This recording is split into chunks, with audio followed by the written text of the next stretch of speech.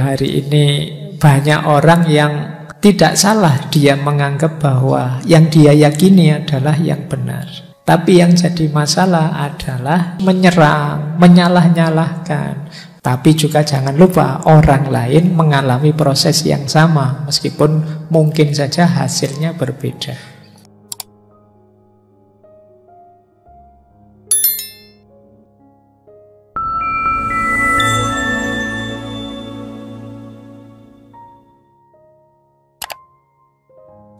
Assalamualaikum warahmatullahi wabarakatuh. Bismillahirrahmanirrahim. Perlakukan orang lain sebagaimana engkau ingin diperlakukan. Sebenarnya ini nanti dekat jalannya dengan istilah, saya pakai ini ya, empati. Jadi empati itu bukan kok aku berpikir yang baik untukmu seperti apa, tapi diawali dari seandainya aku di posisimu seperti apa. Jadi seandainya aku jadi orang yang posisi, kedudukan, cara berpikirnya seperti dirimu, yang baik untuk dirimu itu apa? Jadi pertimbangannya bukan dari aku, tapi dari kamu. Jadi misalnya saya dosen, ketemu mahasiswa, itu seandainya aku mahasiswa, sudah semester 14, dikejar-kejar, dipanggil-panggil, sementara seminar saja belum, betapa gelisahnya, betapa inonya. Nah itu yang membuatmu nyaman kira-kira apa di situasi itu aku berikan. Jadi titik berangkatnya dari dirinya, tidak dari diriku. Kalau dari diriku bisa saja nanti seperti tadi, wong saya ndak butuh ini kok diberi ini, meskipun menurut yang memberi itu baik. Nah, jadi terjadi miss karena berangkatnya dari yang memberi, yang ingin berbuat baik. Berangkat awalnya kebaikan itu melalui empati. Jadi titik awalnya orang yang ingin kita beri kebaikan. Misalnya kita ingin berbuat baik pada misalnya masyarakat tertentu yang belum ada listriknya misalnya. Terus kamu ngeyel, saya belikan kulkas pak, saya belikan, ya buat apa, misalnya tidak ada listrik. Posisikan dirimu di tempat mereka. Nah, jadi cara berpikirnya begitu. Itu kebetulan saya bawa ada quotes. Tapi ini tadi tidak janjian loh ya pertanyaannya. Jadi tentang moralitas, human morality is unthinkable without empathy. Moralitasnya manusia itu tidak bisa terfikirkan kalau tidak tanpa empati. Jadi harus ada empatinya. Empati itu berarti transposisi, memposisikan diri kita di posisi dia. Seandainya aku di posisinya, misalnya punya pandangan seperti ini dan tidak dihargai, mestinya dia marah. Oh kalau gitu aku akan menghargai pikirannya. Nah itu cara berpikirnya begitu.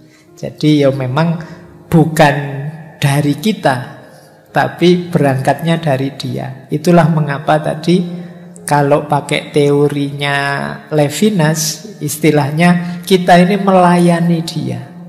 Orang melayani itu kan dari perspektif yang dilayani, tidak dari perspektif kita. Itulah yang disebut kebaikan. Makanya tidak ada kok kebaikan itu memaksakan dari orang yang berbuat baik. Dia diawali dari pemahaman terhadap yang diberi kebaikan. Kuasanya manusia adalah mencari, menemukan, dan meyakini kebenaran. Tetapi dia berhadapan dengan sunnatullah, bahwa manusia itu makhluk historis, makhluk sejarah yang itu sifatnya beragam, meruang dan mewaktu. Setiap orang anak ruang dan waktunya sendiri. Sehingga secara sunatullah, pemikiran, pemahaman, penangkapan manusia terhadap kebenaran juga beragam. Jadi setiap kelompok, setiap orang yakin yakin bahwa kebenarannya itulah yang benar. Dan tidak masalah, ya karena setiap orang yakin dengan kebenarannya, makanya kebenaran itu sifatnya plural, macam-macam. Dari sisi sosiologisnya. Lupa yang benar, yang sejati itu lupa, yang hakiki ya. Yang sejati, yang hakiki itu setiap orang meyakini kebenarannya adalah yang sejati, yang hakiki. Di level sosial, seperti tadi saya bilang, Al-Quran pasti benar, agama kita masing-masing pasti benar, tapi pemahaman kita, penangkapan kita, penafsiran kita tidak pasti benar. Bisa keliru. Imam Syafi'i saja punya qaul qadim dan qaul jadid. Apa Imam Syafi'i terus tidak konsisten? Tidak. Ada ruang dan waktu yang dinamis, yang berubah situasinya. Kadang-kadang ada sesuatu itu kita yakin benarnya, tapi dinamika hidup berubah. Misalnya zaman pandemi kemarin, sebelumnya kan kita diyakinkan bahwa sholat jamaah di masjid itu lebih utama. Begitu pandemi, teorinya dibalik. Sholat di rumah itu lebih utama. Oh, ini kan berubah drastis. Kalau kita hanya berhenti di satu kebenaran, tidak mempertimbangkan ruang dan waktunya, itu kadang-kadang kita jadinya seperti tadi yang saya sebut jumud tadi. Tidak peduli dengan ruang dan waktu. Apa tidak boleh Pak kita meyakini kebenaran kita? Boleh. Sambil tetap menyadari yang lain mungkin menangkap kebenarannya secara berbeda. Jadi ini penting ya, hari ini banyak orang yang tidak salah dia menganggap bahwa yang dia yakini adalah yang benar. Tapi yang jadi masalah adalah dia kemudian agresif pada yang lain, yang dianggapnya salah. Loh, menganggap pandangan orang lain salah itu tidak masalah. Loh, karena saya anggap pikiranku benar, berarti yang lain salah. Menurutku itu tidak masalah. Yang masalah agresifnya.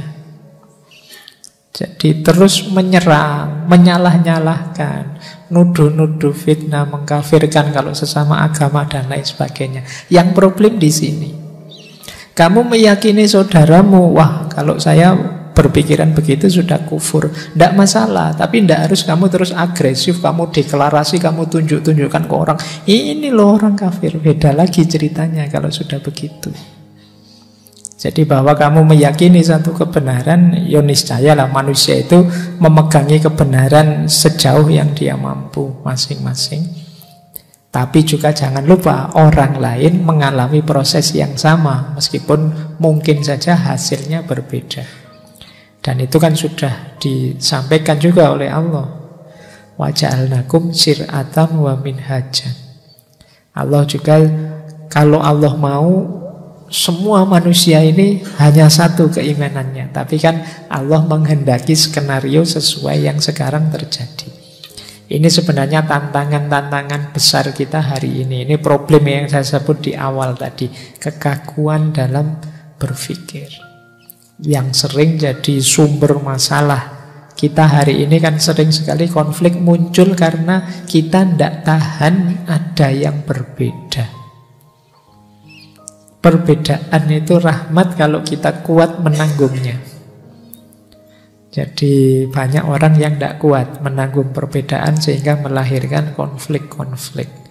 Tidak hanya antar, bahkan juga internal kalangan sendiri juga kadang-kadang kita tidak tahan ada yang berbeda.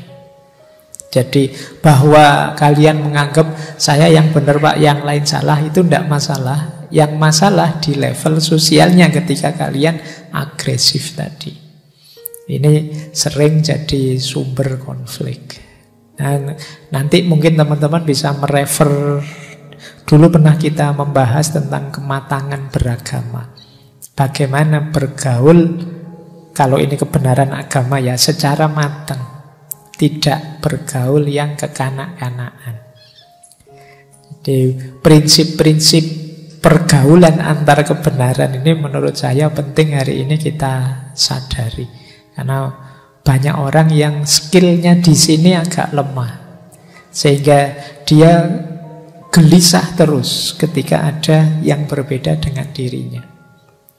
Ketidakpenerimaan kita terhadap adanya perbedaan ini kan khawatirnya juga ketidakterimaan kita terhadap ketetapan Allah bahwa hidup ini secara sunnatullah pasti berbeda-beda. Baik, saya kira itu ya Mas, cara memahaminya. Yang kedua tadi merubah kegelisahan moral itu dari pribadi atau dari kelompok. Oh iya, itu yang belum. Yang pertama tentu saja dari diri kita. Katanya Gandhi, be the change you want to be. Kalian ingin dunia ini seperti apa? Pertama-tama dirimu sendiri ubahlah. Jadi jangan, kalau saya nanti saja Pak, saya ini levelnya masih menasehati orang. Jadi biar orang baik dulu, saya nanti saja. Tidak mungkin efektif nasihatmu. Jadi nasihat itu kalau dilakukan oleh orang yang menjalani, mengalami langsung, itu frekuensinya lebih nyambung. Mungkin pernah saya ceritakan di berbagai kesempatan ya, ceritanya Mahatma Gandhi. Saya ulang lagi tidak apa-apa, biar waktunya cepat jam 10. Jadi kata Gandhi, suatu ketika ada ibu-ibu datang ke Gandhi, dia punya anak. Anaknya ini sedang sakit yang mengharuskan dia tidak makan garam. Si ibu ini agak stres, anaknya disuruh tidak makan garam itu susah. Kayak kalian lah, kalau tak larang makan gorengan itu kan ya berat. Nah, dia bawa ke Gandhi. Waktu ibu ini datang menceritakan persoalannya, jawabnya Gandhi, wahai ibu, mohon maaf, sekarang saya tidak bisa menasehati anaknya ibu. Minggu depan saja ya balik ke sini. Nah beneran, ditunggu seminggu terus dia balik lagi ketemu Gandhi. Setelah itu Gandhi cuma bilang gini pada anak ini, wahai nak, nek basa Jawane ya le, mbok kamu ndak usah makan garam lagi. Cuma itu saja. Dan setelah itu anak ini ndak lagi makan garam. Nah ini si ibu ini heran, sekti tenan ini Gandhi. Terus minggu depannya tanya pada Gandhi, wahai Gandhi, kamu pakai resep apa? Anak saya kok langsung manut, langsung bisa ndak makan garam lagi. Kata Gandhi, wahai ibu, dulu minggu pertama waktu ibu datang itu saya masih makan garam. Kalau saya yang masih makan garam kok nasihati anak ini untuk tidak makan garam, tidak sinkron, tidak nyambung. Jadi kayak kita masih tukang bohong kok nasihati orang kamu jangan bohong ya, tidak nyambung. Kita masih sering bohong. Nah setelah itu Gandhi puasa, tidak makan garam seminggu itu, akhirnya ya bisa menasihati anak tadi. Jadi perubahan kebaikan yang saya pakai teori macam-macam tadi tentu saja diawali dari diri kita. Jadi jangan kamu marah-marah ke adikmu, adikku itu HP-nan terus kamu marahi, kamu sendiri juga begitu. Adikmu bantahnya gampang, dek jangan main HP terus lu, sampean juga begitu. Dia membaliknya gampang dia. Maka awali dari diri kita sendiri. Jadi bukan berarti ini anti medsos, anti HP loh ya. Gunakan secukupnya saja, sesuai kebutuhan, dan jangan lupa prioritas-prioritas dalam hidup, dan jangan mudah terdistraksi oleh hal-hal yang tidak penting tadi. Sebenarnya kuncinya di situ.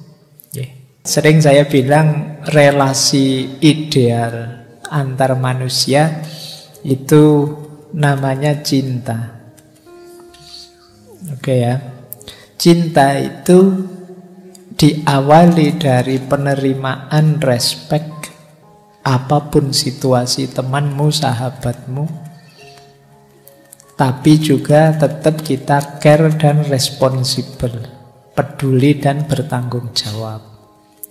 Jadi kalau memang mungkin ada teman kita yang perilakunya mungkin ini tidak cocok, ini tidak boleh begini, ini kasihan nanti di masa depan kalau dia begini. Ya kita peduli. Peduli itu ya entah dengan cara apa, bareng-bareng saling memperbaiki. Jadi kalau makanya agama itu kan menyuruh kita watawasau bil haq, watawasau bis sabr, selain wata'awanu alal birri wat taqwa. Jadi ayo kita jalin yang baik, jangan saling tidak peduli. Ada beda ya antara saling menerima dengan saling tidak peduli. Meskipun mungkin manifestasinya sama. Mungkin manifestasinya sama-sama membiarkan. Yang satu membiarkan karena aku terima apapun kondisimu karena engkau temanku. Ada yang aku cuek, suka-suka kamulah asal nggak ganggu aku. Nah, yang kedua ini berarti belum ada saling mencintai, saling peduli. Yang pertama ini ada kepedulian, ada kepenerimaan. Jadi ini jadikan dasar pergaulan dengan siapa saja. Ya memang orang itu macam-macam tipe dan wataknya. Mungkin tidak harus ekuivalen dengan tingkat pendidikannya. Ada loh yang sudah kuliah S3 tapi nyebelinnya luar biasa. Ya, yang S1 disuruh ngalah terus, mungkin ada juga yang begitu. Jadi pendidikan tidak ekuivalen, meskipun knowledge kan, pengetahuan dalam arti kesediaan saling memahami antar teman itu jadi kunci. Pinternya seperti apa kalau tidak mau saling memahami, ya sulit untuk menjalin hubungan kebersamaan yang ideal. Jadi saling memaklumi, saling memahami, kemudian saling membantu meningkatkan kualitas masing-masing bareng-bareng. Ini hubungan yang enak. Nah, jadi saran saya, nikmati saja kebersamaanmu karena kalian umur-umur sekian itu tidak lama. Iya kan, setelah ini kamu dewasa. Kalau masih kuliah itu kan, apalagi yang putri, mungkin nanti kuliah, lulus, menikah, itu kalian akan merindukan masa-masamu kuliah ini. Nanti kalau reuni baru terasa, wah coba dulu kamu tidak jual mahal misalnya. Nah, nanti ketahuan di situ. Jadi ayo dinikmati saja, disyukuri, kemudian jalin level cinta ini. Tidak saling mengeluh terhadap apapun situasi bersama, saling membantu, saling memaklumi, saling tadi ya memahami. Ta'awun dan tawasaunya jalan.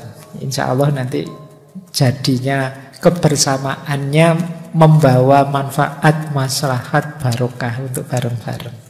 Jadi kuncinya di situ. Jadi tidak masalah. Yang pertama tadi berarti rumusnya, terima apa adanya dulu, dimaklumi dulu. Setelah itu dipahami kenapa kok dia begitu. Jangan-jangan ini suudzonku saja yang tadi dia aneh-aneh itu. Sebenarnya ya dia sama mindernya sama aku, jadi sama ndak pedenya. Kadang-kadang kan defense mechanism tadi, orang itu kalau ndak pede terus gayanya aneh-aneh. Nah, jangan-jangan itu juga. Nah, kalau sudah ngerti itu terus yuk bareng-bareng meningkatkan kualitas. Karena tadi connecting tadi ya, tidak mungkin kita sukses, berhasil, unggul dan lain sebagainya tanpa bantuan dan relasi dengan orang lain. Semakin banyak, semakin luas relasi, semakin mungkin akan sukses kita di masa depan. Jadi kalau dalam Islam, tanggung jawab kita kepada yang lain termasuk kepedulian kita kepada yang lain itu wujudnya antara lain orang menyebutnya dakwah. Jadi dari kata-kata da'ayat'u, memanggil, mengajak. Jadi kita itu kalau peduli dengan wah saya benar ini, saya yakin temanku itu keliru. Nah itu kewenangan kita kepada dia itu mengajak, mengingatkan. Jadi ini level mengajaknya. Jadi karena kadang-kadang jalan dakwah, jalan mengajak yang keras, memaksa, itu hasilnya tidak seperti yang diinginkan. Orang bisa ndak jadi sadar, bisanya malah resisten, marah. Tapi ya tetap saya paksa, Pak. Saya ada beberapa pengalaman, ada orang tua yang memaksa anaknya untuk menghafalkan Al-Quran. Ini baik, luar biasa baik. Tapi karena jalannya memaksa, akhirnya apa? Anak ini mungkin hafal banyak surat, banyak ayat, meskipun tidak sampai 30, tapi dia tidak cinta dengan Al-Quran. Karena pengalaman dia dengan Al-Quran adalah pengalaman yang traumatik. Dipaksa. Orang bisa dipaksa sholat, tapi dipaksa meyakini benarnya sholat tidak bisa. Untuk dia sadar benarnya sholat harus diajari pelan-pelan, sehingga dia sadar mau sholat. Nah, ini gunanya dakwah. Makanya rumusnya di surat Al-Asr itu watawasau bil haq, tapi juga watawasau bis sober. Yo, iya kita ajak, tapi pelan-pelan. Lah kalau tetap tidak mau, Pak, sudah saya ajak loh, Pak, saya tetap tidak mau. Kalau bahasanya Al-Quran, innaka lan tahdi man ahbabta. Jadi bukan engkau yang memberi hidayah, Allah yang memberi hidayah. Jadi tugasmu selesai. Ini kan ayat ini turun ketika Nabi prihatin tidak mampu mengajak, ada yang diajak masuk Islam tidak mau. Kata Allah, ya innaka lan tahdi man ahbabta, bukan engkau yang memberi hidayah. Jadi kewenangan kita mengajak, mengarahkan, nuntun. Kalau yang diajak tidak mau, yang dituntun tidak mau, ya sudah. Yo, kita harus sabar juga, tetap pelan-pelan. Sopo ngerti, lama-lama dia sadar. Kita juga jangan putus asa. Tapi strategi keras itu tidak akan menyadarkan. Orang mungkin terpaksa, tapi kesadaran dan kemauannya sulit untuk bisa dibangkitkan melalui paksaan. Ya seperti gambaran saya tadi.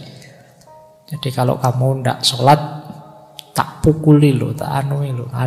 Ini kalau untuk anak-anak yang pikirannya belum utuh, itu mungkin efektif. Tapi orang tua di kayak gini tidak bisa. Kalau kita punya teman misalnya sama-sama mahasiswa kok tidak sholat, itu kita pakai kekerasan bisa urusan polisi.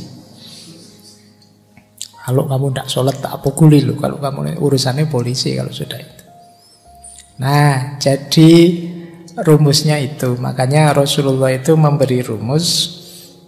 Kalau kita melihat kemungkaran, pertama mengubahnya biyadihi. Biyadihi itu maksudnya apa? Gunakan kekuasaan. Kekuasaan itu berarti yang di bawah kuasa kita bisa kita mainkan. Karena kamu anak buah saya, yo di sini setiap zuhur harus sholat ya. Ini biliat, menggunakan kekuasaan. Tapi bukan kekerasan. Kalau tidak mau ya silahkan tidak kerja di sini. Nah ini namanya kekuasaan. Kalau memang di luar kuasa kita, yo bilisanihi, dinasehati, dipahamkan dan lain sebagainya. Kalau memang tidak mampu, ya saya bilang tadi, itu sudah bukan tanggung jawab kita. Jadi kita bil kolbi, jadi ya wis mau gimana lagi, menurut saya engkau keliru, yang saya yakini ini loh yang benar, ya sudah.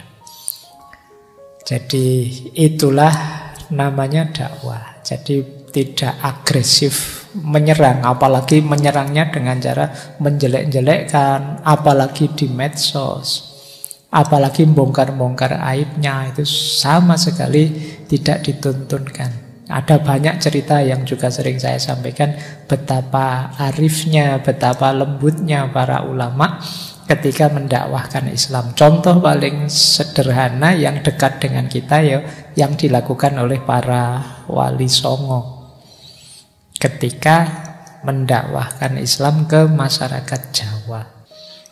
Jadi hukum tarik-menarik.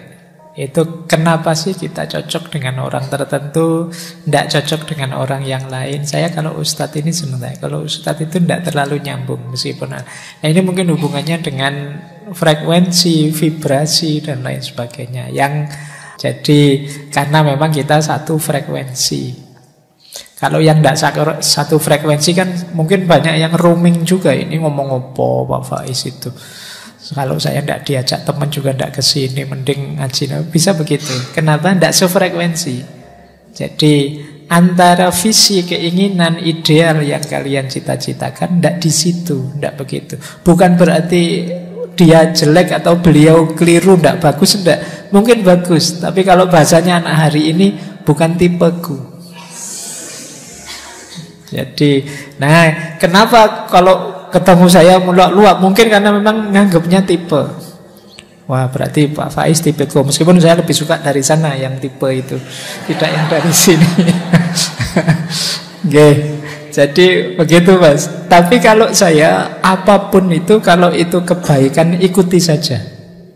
Nikmati dan syukuri saja. Alhamdulillah loh sampai misalnya tertarik ke Ustadz ini, Pak Yai itu, beliau yang di YouTube ini, itu enggak. Alhamdulillah karena ini kan urusan kebaikan semua. Semangat belajar itu kan kebaikan, tentang ilmu, tentang nambah wawasan, tentang pencerdasan, ini kan luar biasa. Sampai enggak terdorong ke frekuensi-frekuensi yang enggak beres itu, misalnya yang video-video apa gitu kan, yang dikit-dikit minta linknya mana gitu, sampai tidak suka ke situ. Nah, alhamdulillah tidak tertarik ke sana, tertariknya ke yang bagus-bagus ini, yang ilmu, yang kajian. Itu bagi saya perlu disyukuri.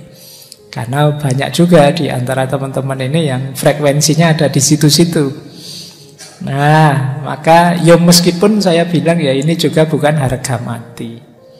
Jadi teman-teman jangan, Pak, kalau saya kok tidak ada rasa ya Pak. Tapi yo kalau itu kebaikan mungkin rasanya tidak terlalu intens, tapi ditekuni saja, diistiqomai, lama-lama rasa itu akan muncul. Mungkin tidak sekuat Mas Abraham, ada yang saya itu masih belum dapat passionnya Pak. Ya tidak apa-apa, yo betapapun belajar ngaji itu baik, ditekuni saja, diikuti saja, insya Allah. Ketika istiqomahnya muncul, dia akan menjelma jadi karakter. Paling tidak karakter suka belajar, suka nambah wawasan. Ini pun sudah alhamdulillah.